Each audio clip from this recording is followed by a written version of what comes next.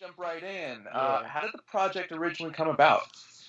John, you co-wrote it, so why don't you start? Yeah, well, it's my wife and I wrote the film together. It's based on some sort of autobiographical history between both of us. You know, every town in America has one of these sort of no-tell motels, and there was a period of time that my family and I actually lived in one for about a year and a half. And so the idea of like the prostitute family actually was something that existed a couple of doors down from us. But the film itself was inspired by a newspaper. It was a news broadcast about a protest that was happening at a motel in upstate New York, and they wanted the prisoners to be kicked out, and we kind of thought to ourselves, well, where the hell are these people supposed to go? So it, like everything else, it's a little bit of us, and it's a little bit of what's happening in the world. Well, John, don't forget, too, about your, I don't know how much you want to go into that. You can delve in yourself if you want. But you also had some experiences, like with Peanut, very similar in terms of some of the traumatic experiences in your life. So I don't think you've ever talked about that before. So maybe we should reward Randy for being so kind and doing this interview with us so we didn't have to drive out there. And give him a little more. Well, you want the tears, huh? Okay. Let's go for the tears, John. Let's give him a whole drama behind the drama, buddy. Don't hold back. Well, I did lose my brother in a hit-and-run car accident when he was 8 years old. So that one of the scenes in the film was very much inspired by sort of that emotion and the chaos and what I call sort of hell on earth of people not having any idea how to deal with something sort of what feels completely random, but in actuality can be traced back, when you think back on it, and you can see all of the events that sort of lined up like train cars, that ended up destroying your life. I mean, Randy, I guess, not to sound heartless for asking John to bring that out, the heartless blonde woman asked him to totally unveil his heart. But I think for what really touched me when I read that, it was an extremely vulnerable state for a male writer to write about. There are nuances of that. And I think so many people are like, oh no, life doesn't really happen that way. And yet this happened to you. And I just felt that it was so raw and so emotional and so honest. I think as the producer, that's what, when I read their script, Randy, I just fell in love with it. I felt like I have not seen something like this in a while, because so many of them get stuck in this formulaic, something that it's a story, but you can see every turn and every bend, and with this one you couldn't. Right, it definitely has a unique narrative style, which I really appreciated. That's for sure. Chris, it totally the fact that you've been mentioning that vulnerable state definitely puts some of the scenes into perspective, and that's very, very admirable for you to kind of just drop your guard like that and really show that essence right on the film. It was. I don't want to give away any spoilers, but it was a very powerful scene, and I totally see that correlation. Yeah. I've always sort of been of the opinion that the worst things happen to you before you turn 18. Yeah.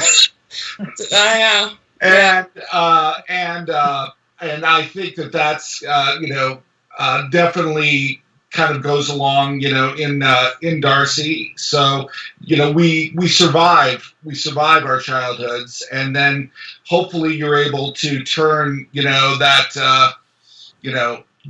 those rocks that you carry on your back into gold. So that's what we tried to do with this. Absolutely. I think it was a success. You definitely felt that weight on the character's shoulders for sure. And given the gravity of the film, why do you think that now is a great time to project this onto the world, to show the world this story?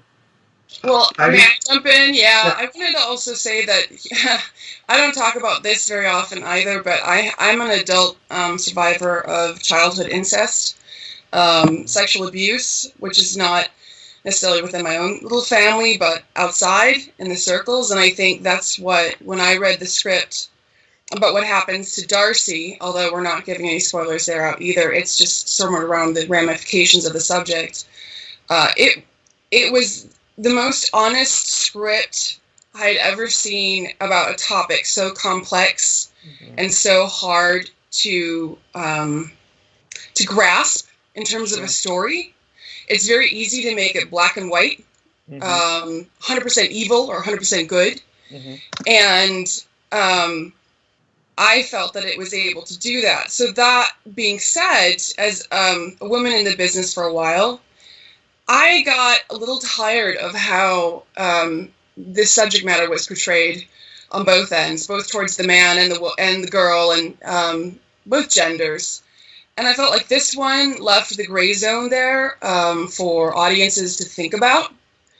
And it was like walking a fence. When we started this, John, when did I optioned it from you guys? It was like 2013, wasn't it? Yeah, it was 4 years ago. It was 4 years ago, huh? Yep. Wow. And back then, of course, all these things were not happening. So I just think it's, John being Aquarius and Tracy being a Virgo and my being a Pisces, it's a pretty dangerous combination. I don't know. We're really happy to see that things are being said and done. Wouldn't you say, John? Oh, I think that one of the greatest evils that happens in this world is the domination of women.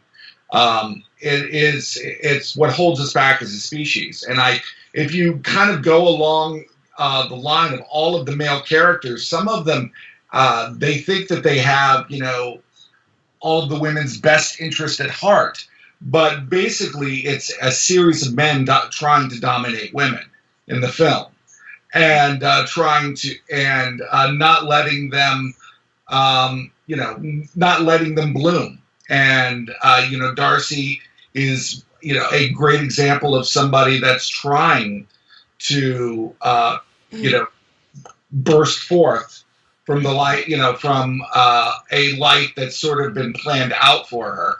And that to me is incredibly timely, and anything that we can do to talk about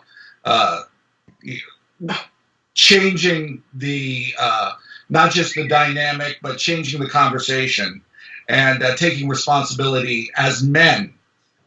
Just because we're not Harvey Weinstein doesn't mean that we're not part of the problem. And that, for example, just the fact that Heidi and I were co-directors on this, it was very important that we gave each other opportunity, we gave each other space, and we gave each other room.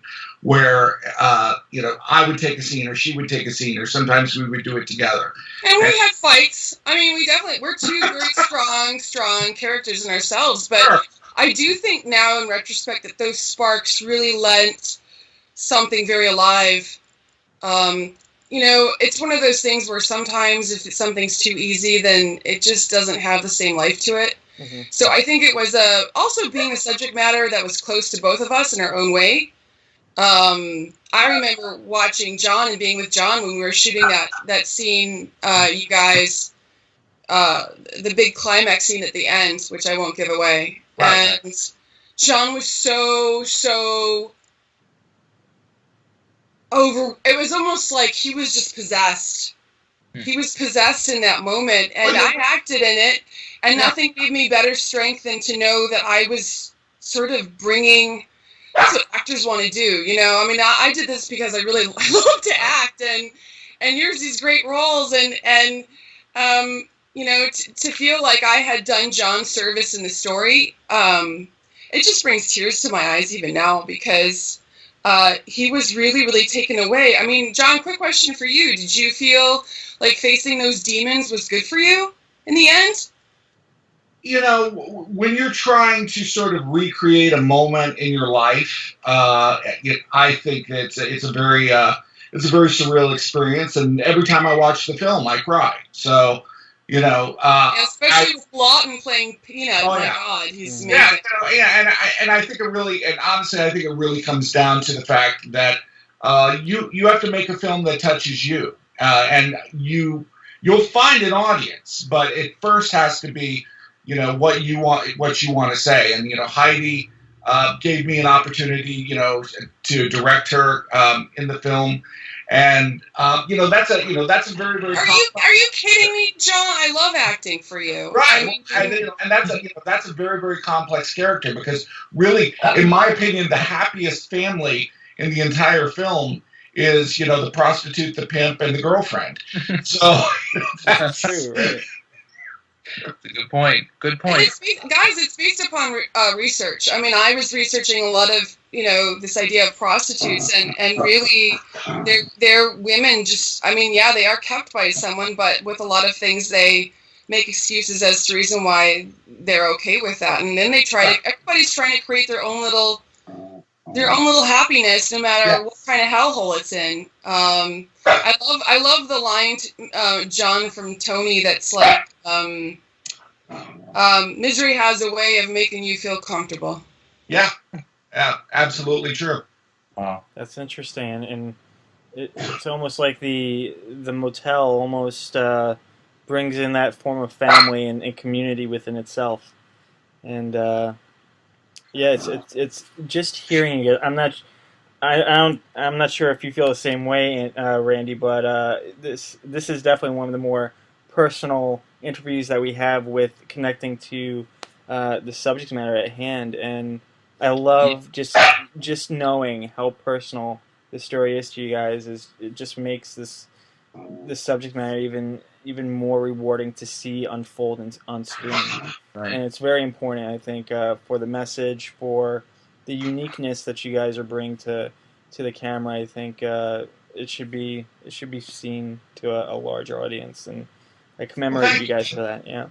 And you know, speaking about messages, I was curious, what exactly do you hope audiences take away from the film? What I would have to say about that is what I've already heard, audiences and in some of the reviews and some of that type of thing, and I really, really appreciated it. You know, somebody said that they felt like it was really a film about empathy. Sure. You know, it's a film about you know, you don't understand exactly what another man's walk is, and or what another woman's experience is, and that we're all just basically trying to get by. And even though you don't justify anything in the film, you know, these are some people that, you know, do some bad things, you know, and they're trying not. Some of them are trying not to, but, you know, like everything else, you know, you fail at it. I think anytime, especially in the world that we live in, that you can bring some grace and some empathy and say, you know, let's give each individual person a chance and not just group everybody together and, you know, want to go put them on an island somewhere. So to me, that's a wonderful message, hopefully. Sure.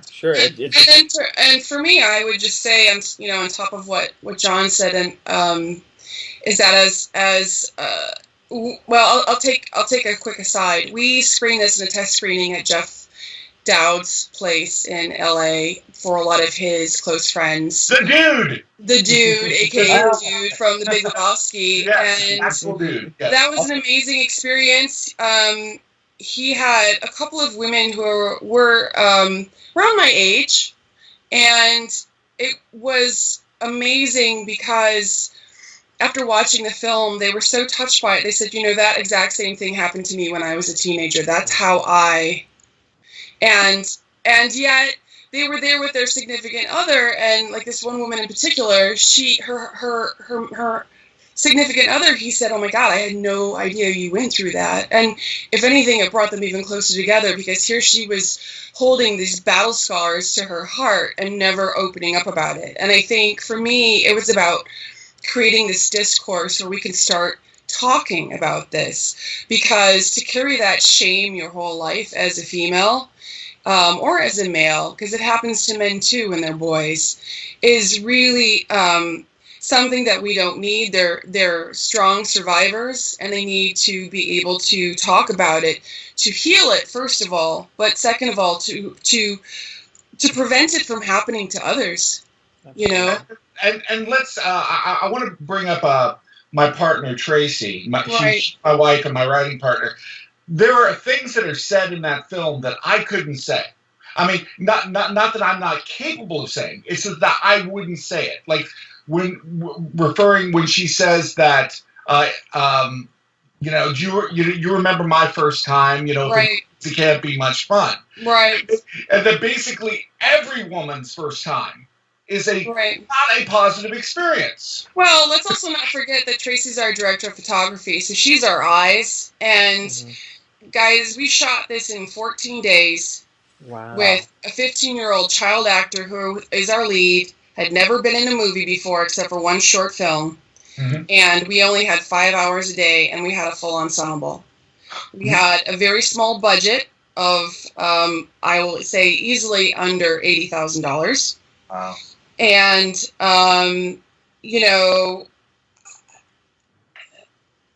we had to move quickly, we had to move hard, and that meant having a great director of photography being able to be able to take that pace and make as much as she could out of the pictures with the time that we were allotted and the money we had for the crew, right? So I think Tracy's a huge part of this. And on the other end, I also want to say that Nico Meisner, executive producer, is a huge part, because honestly, we wouldn't have made it this far with all the background logisticals of administration and money and pushing forward to get the film done without him. So it's been definitely a thing of two couples coming together to make a movie. But John and Tracy are definitely the creative core of the story, and I couldn't have done this without them being such a huge part of carrying the torch with me all this way. I mean, it wasn't one of those things where it was like, okay, we're done with the shoot, see you later. Or, okay, we're done with editing, see you later. It's like, whenever you need to get back to it, okay, what do you need? All right, let's see if we can push this in there. And you don't find that all the time. You really don't. Incredible. That's great. And just going back to the cinematography, it was just a beautifully crafted movie. The shots were great. You saw upstate New York and its grandeur, right? And it was just very beautiful. Hey, Darcy, that said your shots were there great. You go. And that, I mean, He says thank you. Yeah, and John, I know, are you from Albany, John? No, I'm originally from Ohio, but Tracy and I, we met in Nashville, Tennessee, where we got married, and I lived there for 15 years, and we've been up here for about 8. Okay. I lived upstate New York in Albany for 15 years. Yeah. Oh, wow. Yeah, crazy. Yes, and it just brought me back. So just looking. Oh no, it's the juxtaposition between sort of like the very closed off, boxy hotel, motel, and then when they go on their date at the end of the film, that one moment, it's just like, oh, the world. Right. We can breathe again. Right. Right. It absolutely a great location. Sure. Now, let me get your opinion on this. Just there were quite a few elements of comedic relief in here and some comedy in there. You New Yorkers get better than anyone so far, which is awesome. Like the Midwesterners don't get it as well. It's crazy. Just the fact that you have this group of unlikely people, together, is kind of in a way comedic in itself. And just given the nature of the film and the gravity again of this film, how were you conscious of the fact of trying to not make it too comedic or too dramatic in certain aspects and how to kind of flow that together. I don't think we ever really tried to make it comedic, did we, John? We just tried to make it truthful. I mean, the truth. We were really exhausted that moment where J.D. Casey, John David Casey, and I, as John David Casey plays Ali. Mm-hmm. You know that one scene with Paulina Singer where we're dragging? Yeah. Yeah, with the wagon and everything. It's really intense, and I actually hurt my foot and my back while doing it. And so that was all very real, because it was like, can we do another take, guys? And I'm like, I can't do this anymore. Well, here's the thing. I always really respect, you talk about like the Coen brothers, the way that sometimes people are just stupid. Right. Oftentimes people are just stupid. Yeah, exactly. Their ideas and their concepts, and they fall back on very sort of absurdities, and they're not really aware of it. Mm-hmm. So, to me it was really important to have, sort of those moments where these characters, humor is humanity. Right. Without that, without having Peanut, knocking on the door and asking, what this word is, of the child molester, right. As he doesn't know any better and he's an innocent. Right. And that, the audience is like, in a way, that, to me, that's one of the successes of the film, is that the audience's expectations are confounded of what they think that they should be feeling. Before we wrap up. I was curious about how you assembled this fantastic cast. How did you find Gus Burney? John, do you mind if I take that? No, absolutely. That's all you, babe. So John and I have completely different backgrounds. John's is doing a lot of self-made micro budgets, and I don't think, John, you might saying that. Mine was being the coordinator on larger productions. So John was always the master of his own making. I was sort of the servant of larger pictures. And I worked on a lot of actually German international features in the Hudson Valley. And I got to know this casting director through that process, Caroline Sinclair. So when I was like, okay, I think I'm brave enough now to take on my first feature, just finally having some creative voice myself with John and Tracy, of course. Caroline, would you be there? And she was so supportive. And I have to say, we did a huge casting in New York City. We had talent coming from Gersh, from Paradigm. John, we were blown away. I mean, really, weren't we? We had no idea, because here we were, this little indie. We had we just gotten actually an investor. We thought we were going to make this thing for 5-8 days on a budget of $6,000. And next thing we know, we had a lot of 18-year-old girls come in, and my mentor, Catherine McDermott, who had a long career over at Columbia Pictures, she was like, do not, whatever you do. And even John and Tracy were like, I don't know, man, 15-year-old, I think we should go with an 18-year-old, just because it was safer and we could work longer in the day. But I think we were all really enthralled by Gus. Of course, we had no clue who her parents were. We didn't know. It was really one of those things where we had done all of our creative visualizations, and do you guys remember the V of Charlotte? There's this. Heidi, they have no clue who her parents are. Huh? They have no clue who her parents are. Guys, do you know who her parents are? No. Bernie? Oh, well, Reed Bernie and Connie Schulman. Okay. So, Reed Bernie is from, he won a Tony for The Humans, actually. House of Cards. And House of Cards. And then Connie is in Orange is the New Black.